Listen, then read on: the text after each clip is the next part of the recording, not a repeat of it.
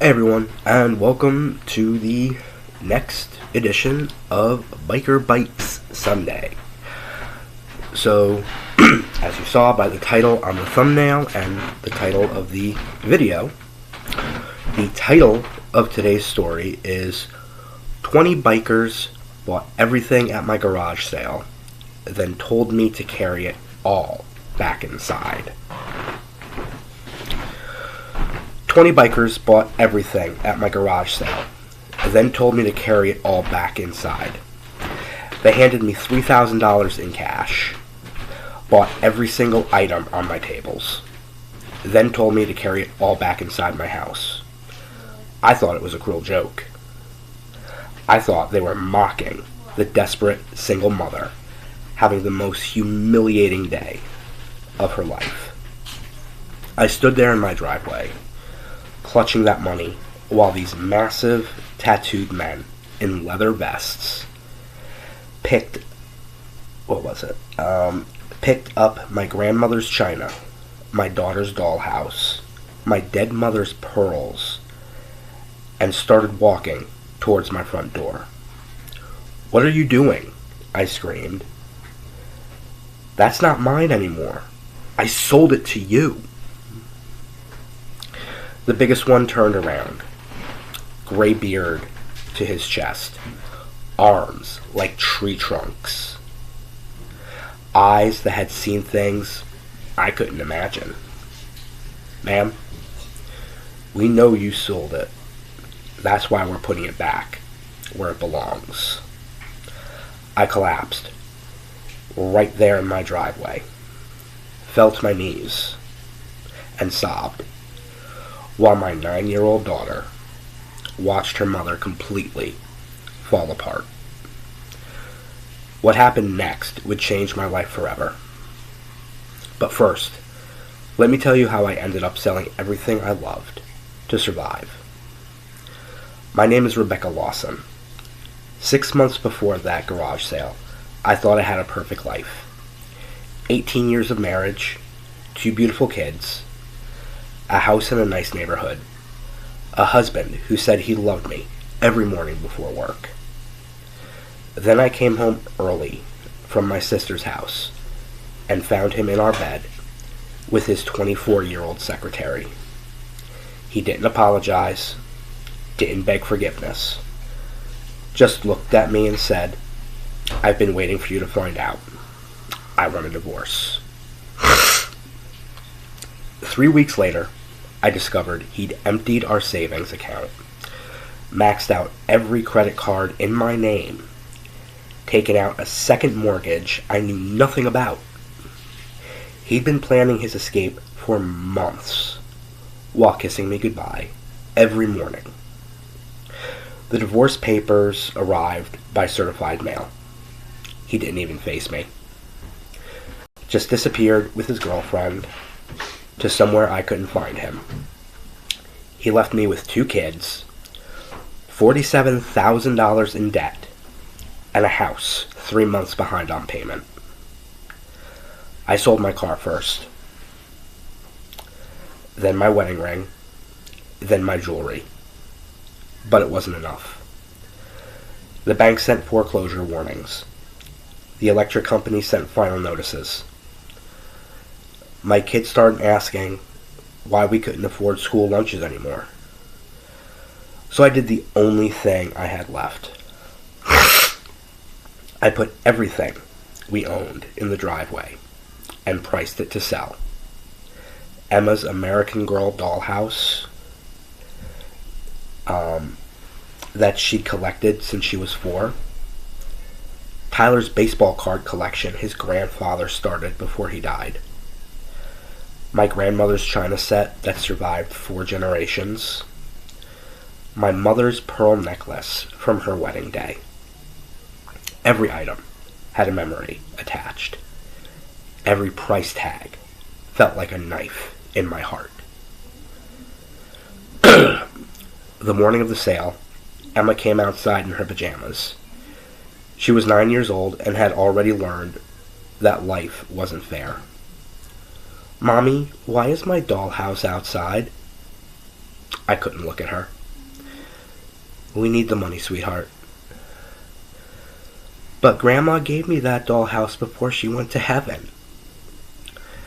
I knelt down and held her face. I know, baby. I'm so sorry. But we need a place to live more than we need things. She didn't cry. Didn't argue. Just nodded with a resignation no child should know. That acceptance broke me.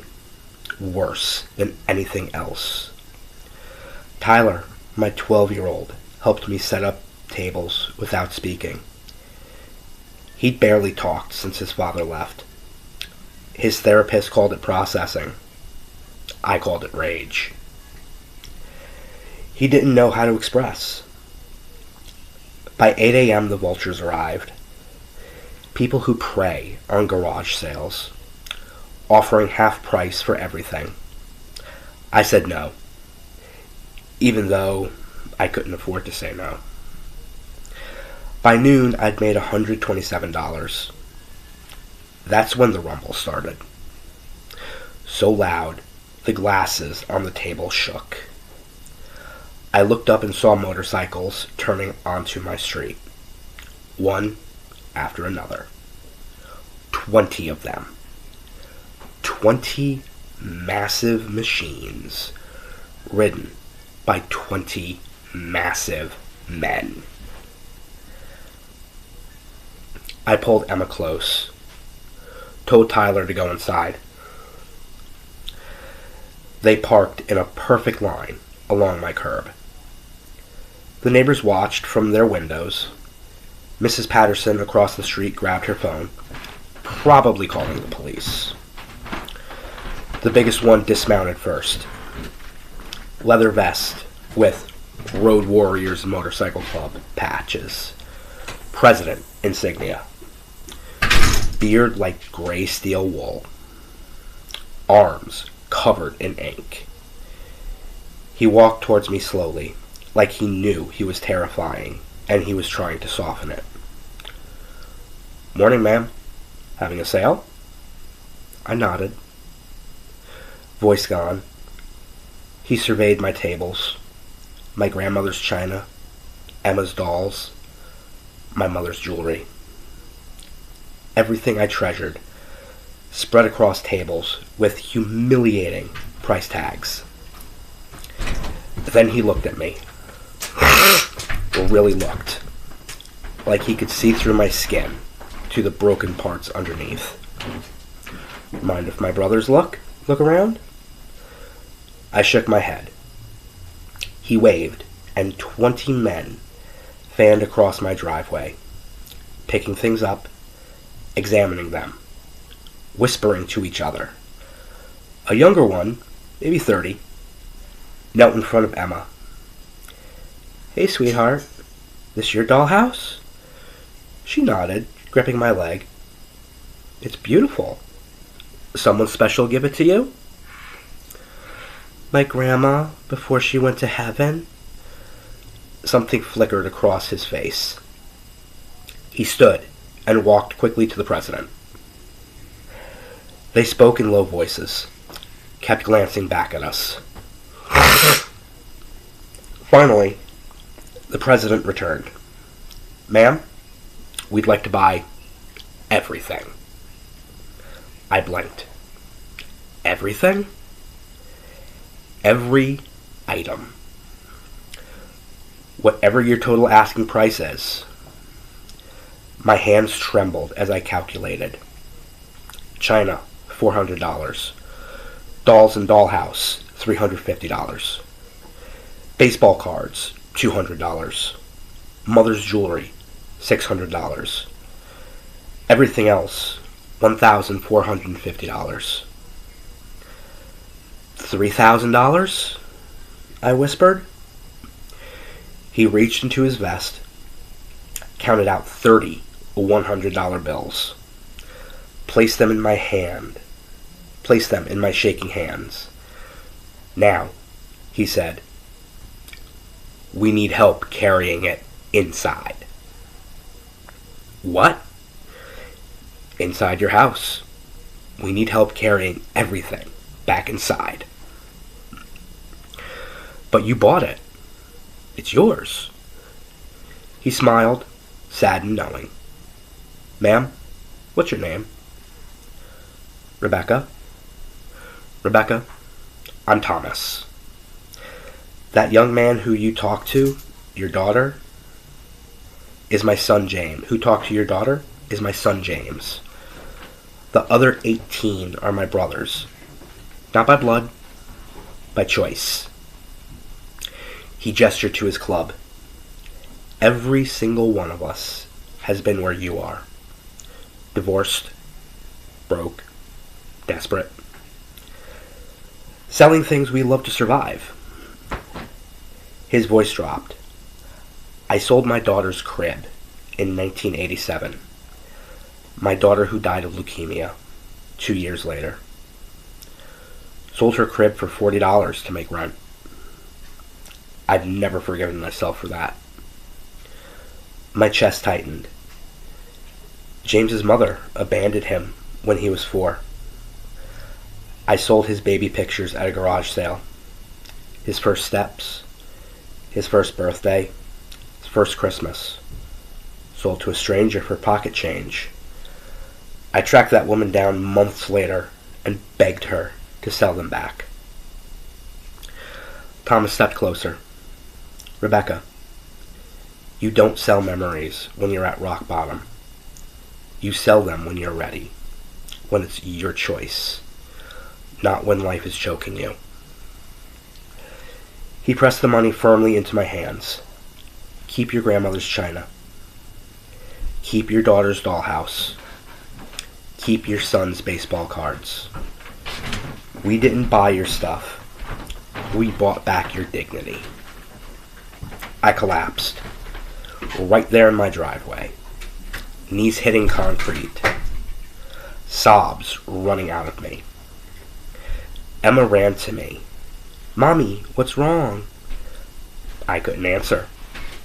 Could only hold her. Thomas knelt beside us. Hey, little one. Your mama's okay. These are happy tears. Sometimes grown-ups cry when something really good happens. Happy tears? Yeah. See, me and my friends want your mama to keep all her special things. We paid for them, but she gets to keep them. Make sense? Emma considered this. So you gave mommy money, but she keeps her stuff? Exactly. Why? Because a long time ago, someone did the same for me. Now it's my turn. His brothers were already carrying things inside, box after box, memory after memory, returning everything to where it belonged. Tyler came out confused. Mom, what's happening? I wiped my eyes. They're helping us, baby. James handed Tyler his baseball cards. Nice collection. Got an 89 Griffey rookie in here? Your grandpa give you this? Tyler nodded. Then keep it forever. Never sell what can't be replaced. Tyler looked at me with something I hadn't seen in months. Hope. It took 30 minutes to restore my house. Like the garage sale never happened. Like the worst morning of my life had been erased. Thomas found me in the kitchen, trying to compose myself. Rebecca, how much do you actually need? Not to save your stuff, to save everything. I shook my head. You've done too much already. I didn't ask what's too much. I asked what you need. I stared at the counter. $20,000 behind on mortgage, plus utilities, plus minimum payments, plus $15,000 to get current. Thomas pulled out his phone. Marie, it's me. I need you at 847 Maple Street. Bring the big checkbook. Yeah, one of those situations. He hung up. My wife runs a nonprofit for single mothers. Job training, child care, emergency funds.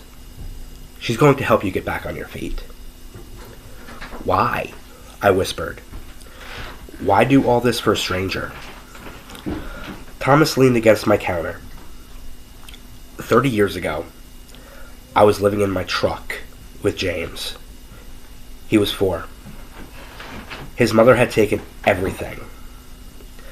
I was counting change for a hot dog when a woman named Dorothy sat us down and really listened. What happened?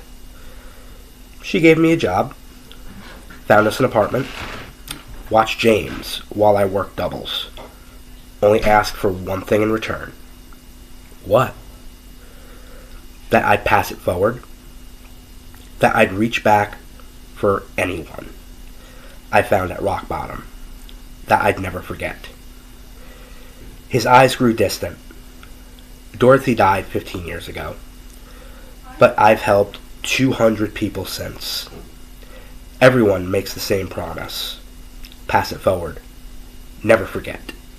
Always reach back. A car arrived. Marie and her daughter Sarah walked in like they belonged. What have we got? Marie asked. Single mom, 2 kids. Husband took everything. Facing foreclosure.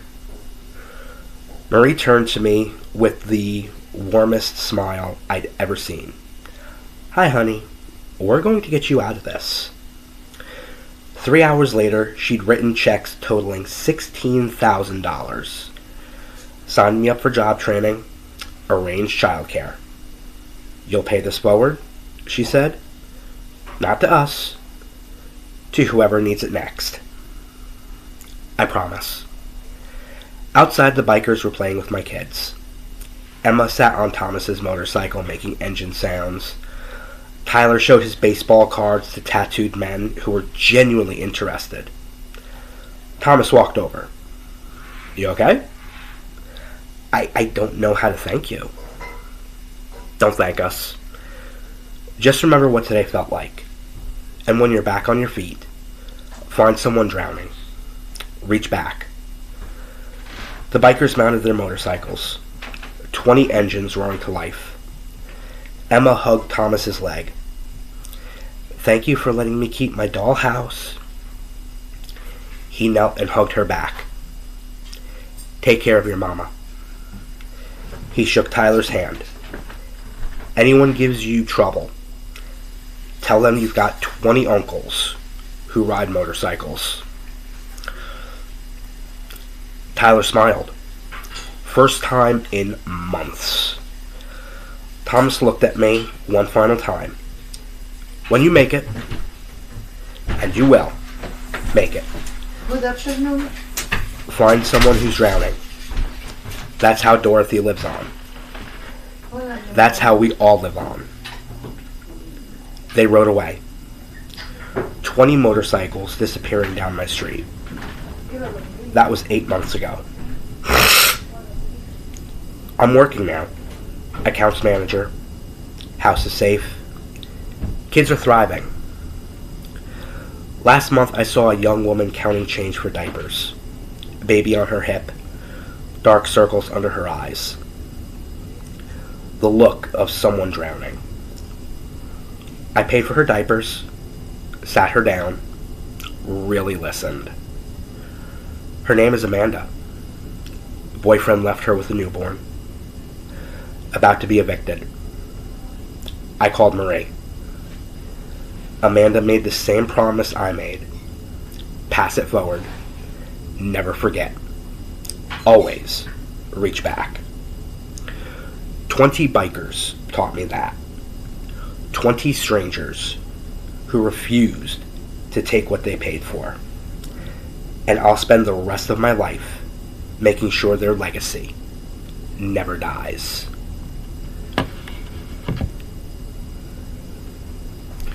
So, that was this week's Biker Bytes story. And if there is anything to take from this, as it said in there, remember,